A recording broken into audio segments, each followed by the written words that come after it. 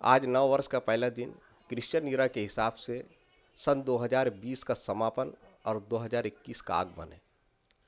हालांकि देशवासी इस नव वर्ष का आगमन हर साल बड़े उत्साह, बड़े उमंग, बड़ी ताजगी के साथ मनाते आ रहे हैं, लेकिन पिछले कुछ दिनों से कोरोना महामारी के चलते इस वर्ष नव वर्ष का आगमन सिमट कर रह गया। सरकार ने भी सार्वजनिक उत्सव पर कुछ मापदंड तय किए थे, कुछ पाबंदियां लगाई थी। देशवासियों ने भी उसका कड़ाई से पालन करते हुए इस नव वर्ष का स्वागत अपने घरों में कुछ मर्यादाओं में रहकर किया है। हालांकि नववर्ष की प्रातःकाल यानी सुबह देशवासियों ने वो जिस भी धर्म से बिलोंग करते हैं, अपने अपने धर्म के लिहाज से सुबह प्रातःकाल उठ के नहाए धोए और पवित्र होके अपने परमात्मा से मिलने गए, उनसे आराधना की। कुछ मंदिर गए तो कुछ मस्जिद गए, कुछ गुरुद्वारा गए तो कुछ चर्च गए। यानी कि देश की गंगी जमुनी तहजीब को बाकायदा थाम कर, उसको जीवित रखकर देश के लिए आर्थिक, सामाजिक, औद्योगिक, तकनीकी और वैज्ञानिक रूप से देश तरक्की की राह हमवार करते रहे, इसकी मन्नतें मुरादें मांगी। लोकमंच वक्ता ने भी अपने तय किए उद्देश्यों को लेकर इलेक्ट्रॉनिक मीडिया में, डिजिटल मीडिया में पदार्पण करते हुए आज अपने फेसबुक का शुभारंभ किया है। हालांकि लोकमंच वक्ता पिछले कई सालों से प्रिंट मीडिया में मध्य भारत में अपनी एक असीम छाप अपने वाचकों पे छोड़ते आ रहा है। इसका कारण है लोकमंच वक्ता अपनी तर्क टिप्पणियाँ, शब्दबाणों की रचनाओं से भ्रष्टाचार, अन्याय, अत्याचार और राजनीतिक की गलत नीतियों पर प्रहार करते हुए अपने वाचकों के दिलो दिमाग पे छाता गया। लेकिन समय के अनुसार लोकमंच वक्ता ने भी इलेक्ट्रॉनिक मीडिया में पदार्पण किया है, जिसका श्रेय, बहुत हद तक श्रेय हमारे गुरुजी अशोक पिलाजी चौधरी को जाता है। हालांकि चौधरी सर कोई परिचय के मोहताज नहीं है। इनकी सामाजिक गतिविधियां हर लोगों को दिलों को छूती है। वे एक अच्छे ज्योतिषी, एक अच्छे वक्ता, एक अच्छे साहित्यिक भी है। साथ ही वे साकार क्षेत्र में सक्रिय भूमिका निभाते आ रहे हैं। तो लीजिए, हम उन्हीं से नव वर्ष के आगमन के वो कैसा स्वागत करते हैं, इस बारे में जानना चाहते हैं। आप इस नव वर्ष 2021 को किस लिहाज से देखना चाहते हैं सर?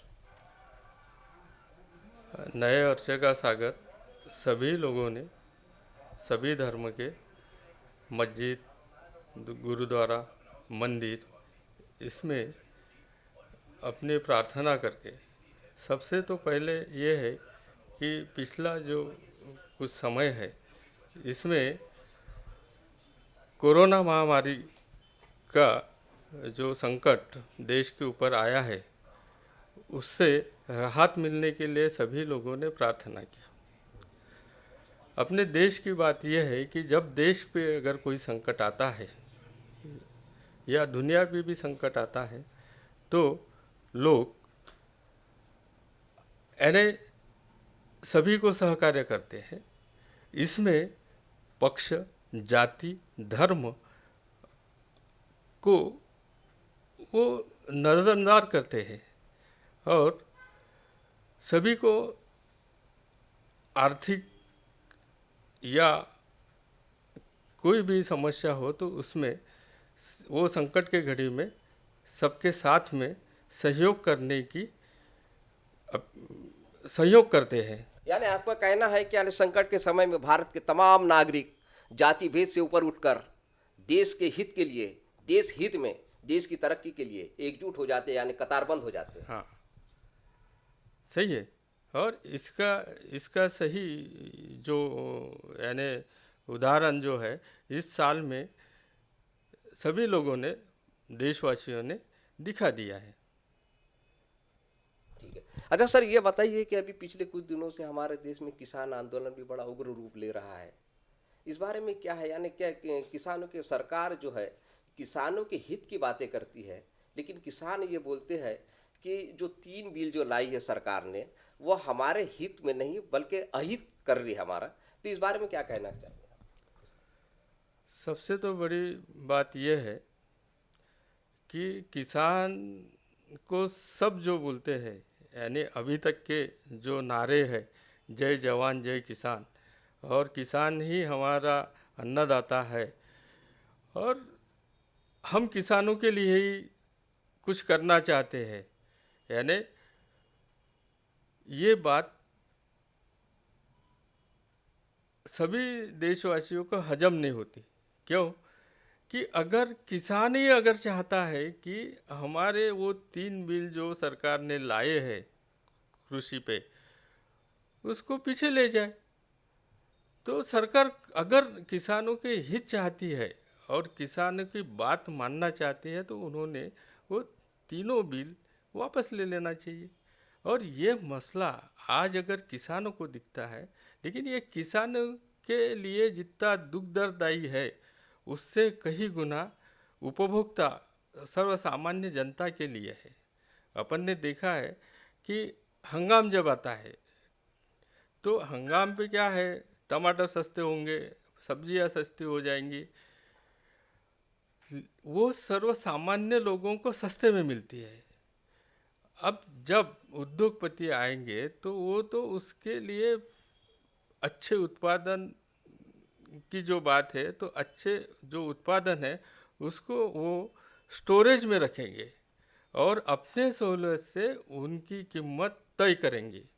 ये सामान्य जनते को बहुत महंगाई का सामना करना पड़ेगा। यानी कहने का मतलब ये है कि जो नए जो किसान बिल जो है, इससे जमाखोरी को बढ़ावा मिलेगा। हाँ, ये जमाखोरी के लिए ही है। कोई भी उद्योगपति अगर पैसा किसी को देता है या किसी काम में लगाता है, तो उसका सबसे मेन अगर उद्देश्य जो होता है, वो उसकी आर्थिक संपन्ना, खुद की आर्थिक संपन्ना बढ़ाने के लिए होता है। अच्छा ठीक है। सर भी एक यानी कृषि परिवार से ताल्लुक़ रखते हैं, तो आपका कहना क्या है कि यानी जो किसानों के हित में जो सरकारें जो बात करते आ रही, इसके पहले भी करते आ रही है, तो यानी किस तरीके से आप ये देखते हैं कि यानी किसानों के हित में क्या निर्णय लेने चाहिए, या आपका क्या है, आपकी मंशा क्या है, आपका विचार क्या है? किसान जिस हिसाब से आप अगर एक आधे एरिया में एमआईडीसी अगर ये करते हो, डेवलप करते हो, तो उनको सभी पानी, सड़क, सुविधा सब देते हो, और ये बात आप किसानों को क्यों नहीं देते? किसानों को भी उद्योग का दर्जा दिया जाए, उसके खेती के मूल्य के आधार पर उसको ऋण भी दिया जाए। ये ऋण के वजह से वो अपने ज़मीन पे तरक्की कर सकेगा, खुद कर सकेगा, उसमें व्यापारी या उद्योगपति लाने की कोई ज़रूरत नहीं है। ये थे हमारे अशोक चौधरी सर, जो हमारे पत्र के लोकमंच वक्ता के कार्यकारी संपादक भी है, जो पिछले कई दिनों से एक संपादक का भार बखूबी निभाते आ रहे हैं। इनका ये कहना है कि कृषि उपज को एक उद्योग का दर्जा देना चाहिए, किसानों को वो तमाम सहूलियत सरकार ने देनी चाहिए जो एक उद्योगपति को, जो एक इंडस्ट्रियलिस्ट को देते आ रही है। तो सर ये आखिरी ये है कि आप किसानों को नववर्ष में क्या अपनी तरफ से एक संदेश देना चाहें? हाँ, किसानों के लिए ये है कि नववर्ष सुखदायक रहे, सभी जनता, अपने देशवासियों को और सभी दुनिया भर के लोगों के लिए ये महामारी का संकट से निजात मिले और खुशहाली बढ़े। तो मैं था लोकमंच वक्ता लाइव से सैयद मुजीब, अपने कैमरामैन के साथ नव वर्ष की तमाम देशवासियों को हार्दिक शुभकामनाएं देते हुए